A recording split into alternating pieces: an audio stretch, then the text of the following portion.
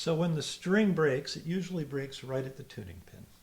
So what we first have to do is we've got to get the little end to stick out a bit so we can grab it with a pair of pliers or tweezers or something.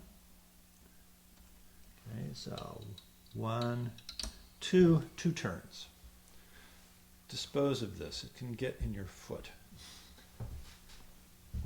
Next, we turn the tuning pin out that number of turns, or thereabouts, somewhere pretty close, because we want to have some space for the wire to wrap.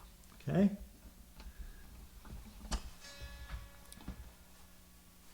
Thread the wire through the bridges.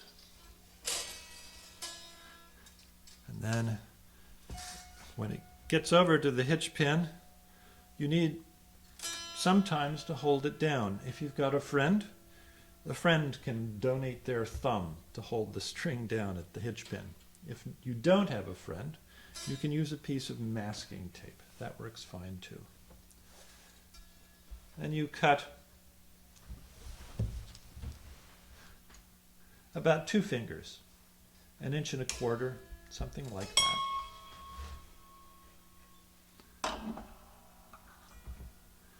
This is the important part. You don't want the string to stick out the other side of the pin. Next thing, you want to bend a little hook. See that? That's called a becket.